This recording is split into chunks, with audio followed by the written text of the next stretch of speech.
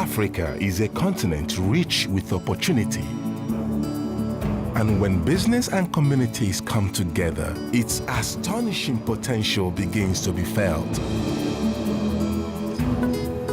With the Millennium Development Goals steering these partnerships, Africa's future is being rewritten with innovation, foresight, and inclusivity.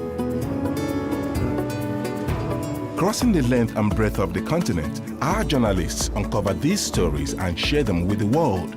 Join us now for remarkable stories of partnerships across Africa, building the future and changing lives.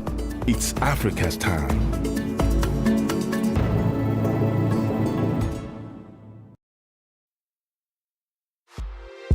This is the City Breakfast Show, the city's biggest conversation.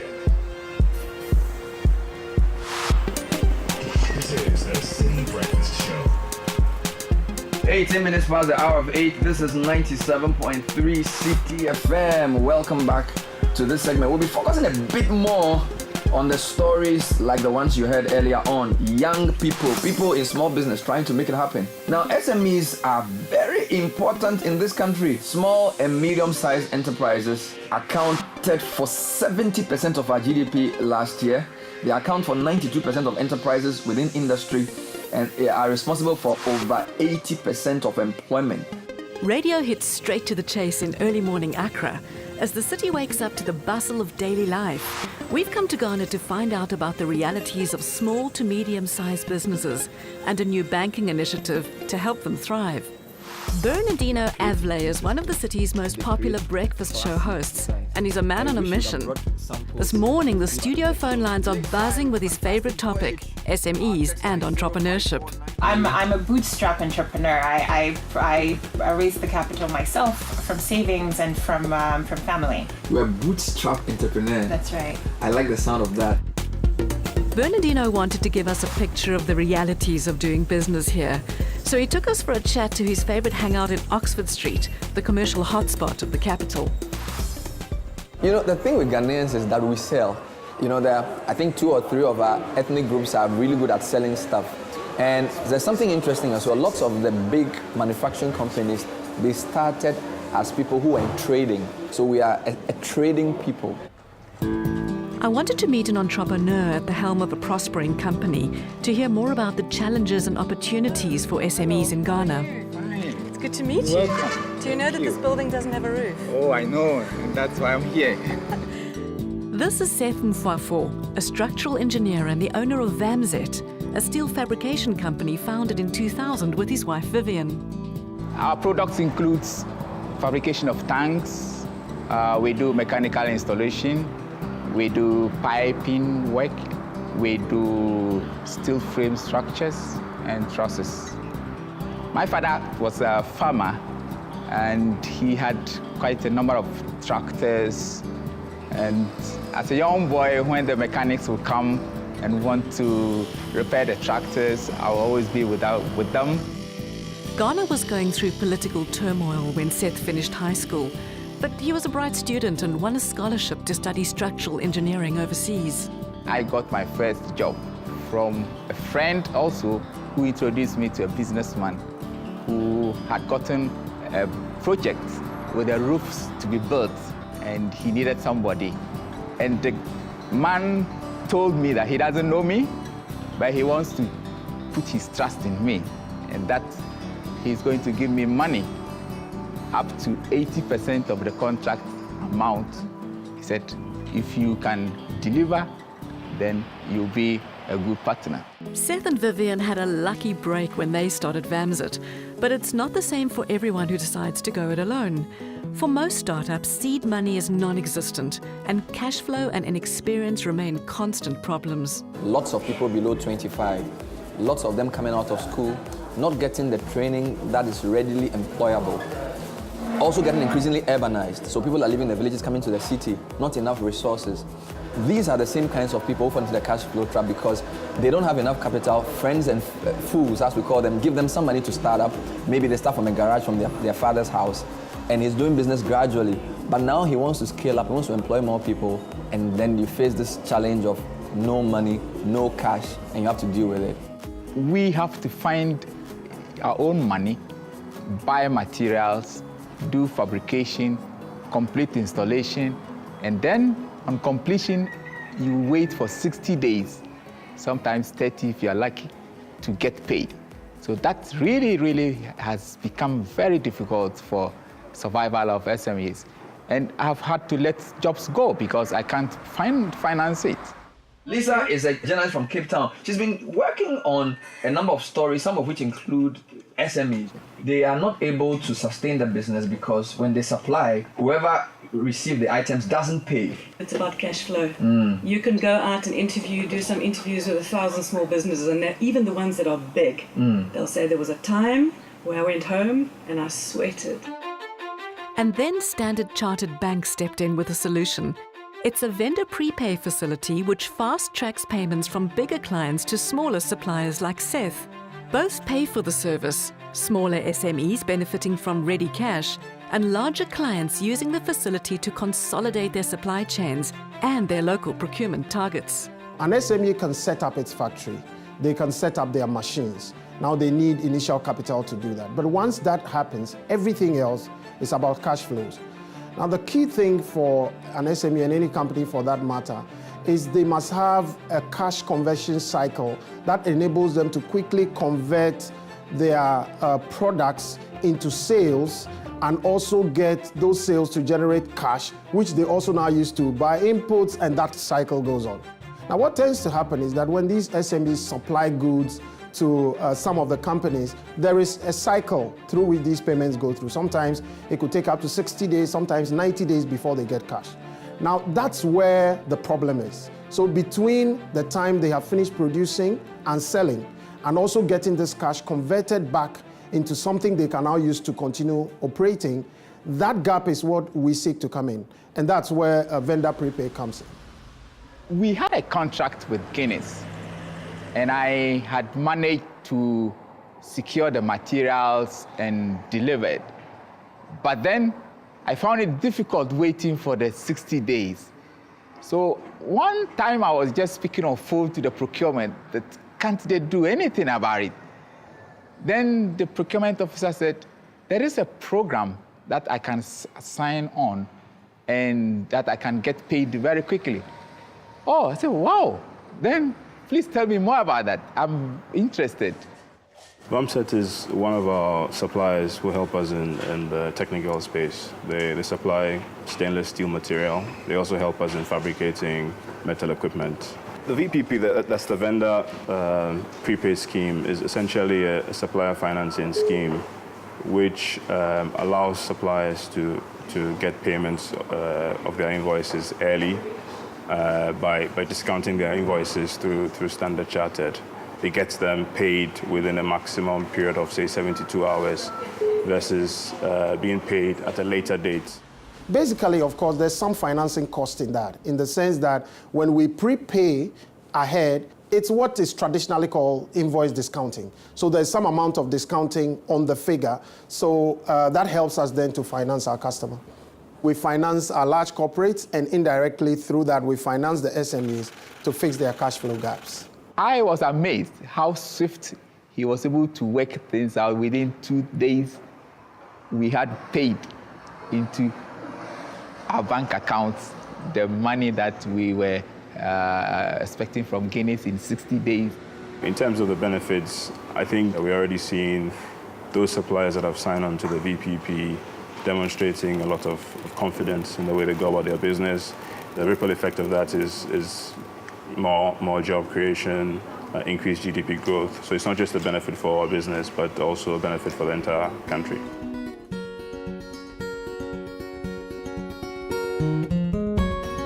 On foreign-made products and buying made-in-Ghana products.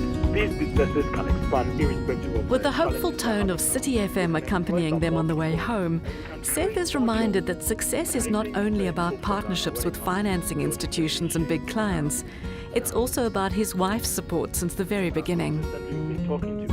She gave me the peace of mind that I needed to be able to move forward, because it was very trying moments, very difficult. My work involved a lot of traveling, and she had to take care of the home, the kids, and at the same time manage the business in Accra. Seth and Vivian know that they're doing it all for a reason. Their daughter Amma is in her first year of university studying for a BA in business administration. 14 years after her parents founded Vamsit, prospects are very different for the 18-year-old. It's important that she knows what it took for them to get to where they are today. No, there's no. From our living room just at this place, yeah. We had no money to go and rent off a zoo. You're talking of... You know, at that time I had no pickup and I had to use a small saloon car, and I had to put welding machine in the saloon car, drive from Accra to that location, very rough road. It's new and somehow touching to know about what they went through before they're able to get to where they are now.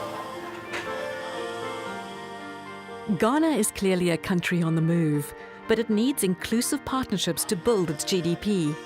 As the big players change the cityscapes of today, it's the small entrepreneurs with big dreams who are key to building Africa's tomorrow. The big dream I have is to be able to establish a well-equipped workshop and to have well-trained welders, fabricators, pipe fitters to be able to launch onto the oil and gas market. And what are you, if I come and visit you in 20 years' time? You will feel very happy to see a company with so many staff, and we will be able to deliver products for the West African market because that's our target. And even, if possible, manufacture for the foreign market.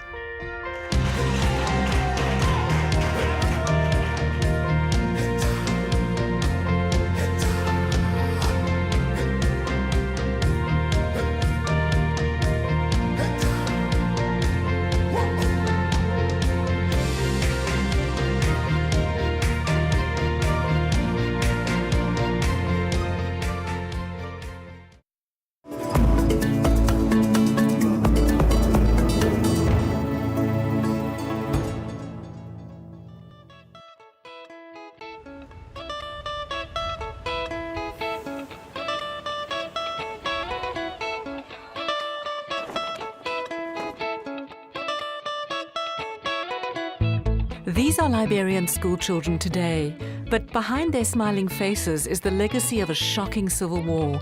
Now the country needs to rebuild its education system and the future of its children. Everything collapsed as a result of the Civil War. What happened is a story that is yet to be told. The school infrastructures were damaged, so the kids themselves came to the point that there's no need to go to school. You can hold a gun and become somebody. You don't need to go to school. And that broke down the whole desire and quest for education. And so the whole system broke down. Millions of kids who should have been at school were drawn into the war. I was determined to find the exact spot of an iconic photo that tells the story. Do you think it's on this bridge or is it that other bridge? It's not this one. It's not this one. It's the other one. Okay. At that time, it was the old bridge. It was not like this. It was old. But it got broken. It's sinking. Yeah. I've had this picture for 8 years. Yeah, well, I'll show you. I said I'm going to go to that spot. I'm going to show you this spot right now. This side. Yeah. This spot. This is it. See where it was.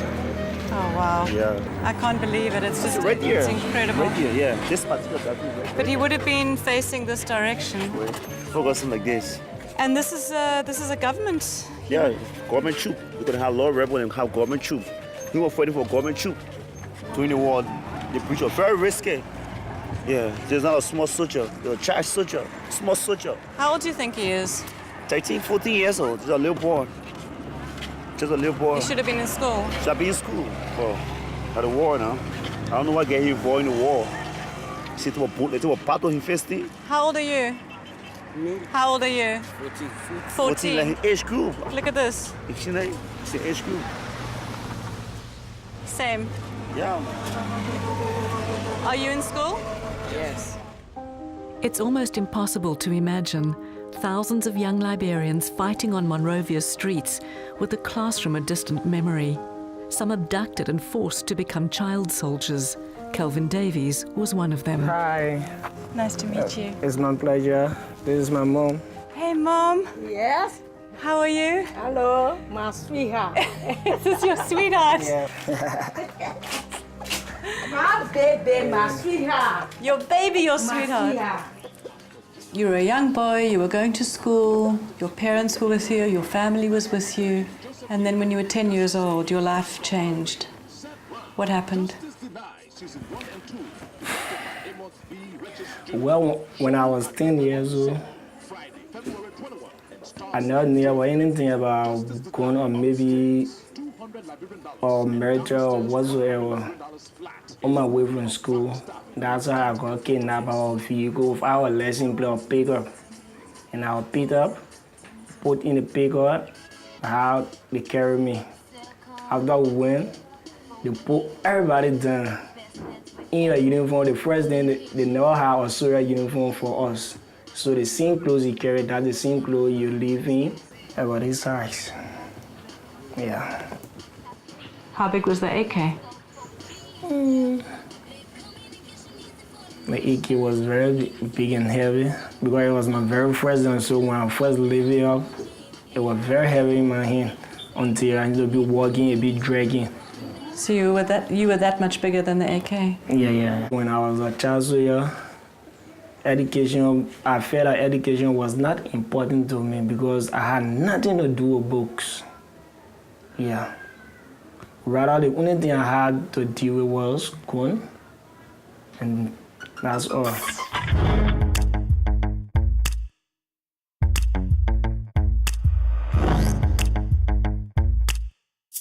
This particular thing you are part of, you never meant to be part of it, but rather you are forced to be part of it. So since that's the case, you have to put yourself back together. Then later my mother said, no, you have to go back to school. I decided to go back to school.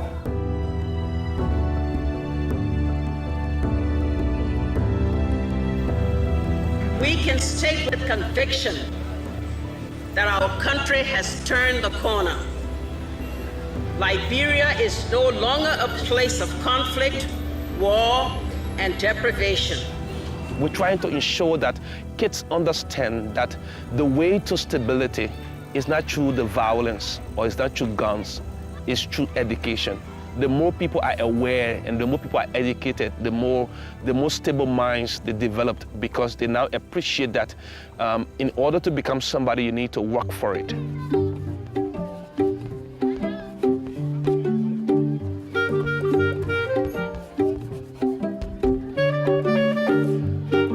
Today, we'll be discussing on the topic, the digestive system. Can we pronounce that together?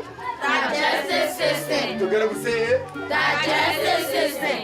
When we talk about the digestive system, we are talking about the food that we eat. Where does it go? Into the what? Digestive system. The food passes through a tube coming down here into the stomach. That tube is called the esophagus, right? Yes. It's called the esophagus, the tube coming down here, right? It's a very important system of the human body. Because of the situation we found ourselves after the war, and people wanted children to be in school, so everybody was putting up something that was supposed to be a classroom. We want the schools to look like places that children want to go to, and just to make it a place of fun and learning. And this is one of the things I'm trying to push when we go to our school systems. It's a government that believes in education, but it also recognizes the depths from which they've had to come to be able to restore education. It's a work in progress still, tremendous challenges, but I think they're on the right track. So we've come here to film a story about 67 schools being built over the next few years. Wow, that's great. New schools. New schools. Wow. I really appreciate a whole lot. You're great things for us. Yeah, we need schools. We need hospitals. And we need schools. It's heartening when big players come together to solve problems. The partnership here is between global giant ACOM and the Liberian Education Ministry. Our series has visited some of the school sites before, but building hadn't yet begun. Now we're back to see how the project's first phase involving 44 schools is progressing. So we've driven up the Kakata Highway north of Monrovia, and we've come here through the Firestone Plantation to see a school that is being built. Morning. Hello, Lisa. Barry. Hi, Barry Acom. How are you? Great pleasure to meet you. I was just saying that it's amazing to see it actually being built. You know, we've done the research, we've spoken to people, but we're here. It's amazing. Is it going to be a big school, Barry? If you knew the challenges, you would know how amazing it is. It's very special to see this kind of progress.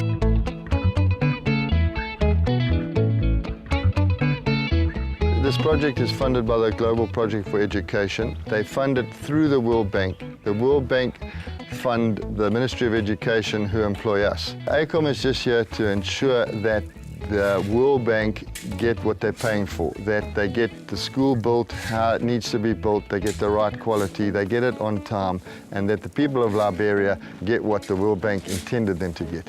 How this project works is that all the schools are built by local contractors. So we would basically, the MOE would appoint a contractor, we would meet with them, engage with them, and then it would be a team effort. So we would work with the contractors, all local guys. There's no imported contractors, no imported staff. So it's basically Liberia are building Liberian schools. ACOM has come in to help monitor the construction that's going on and to ensure that it's being done properly. And they're doing a wonderful job at that. And what I like about it is that they have Liberians that they're helping to learn how to do that. We don't only monitor, we assist, we train, we help, we guide, and that makes it a joy. Our mandate is actually to build ourselves out of a job, to increase the capacity of the local builders and to be able to teach them to manage their own job and not to require our services.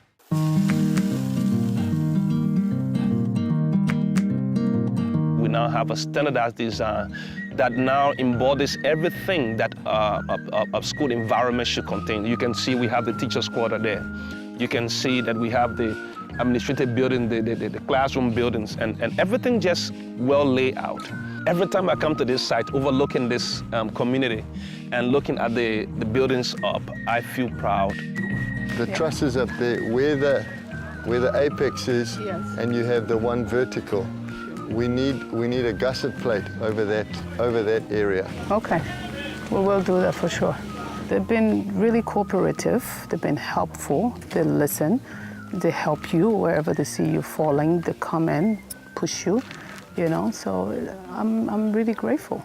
It's a lifesaver for us in the education system, and we're actually working to ensure that what we're putting out there is much more sustainable than we had before.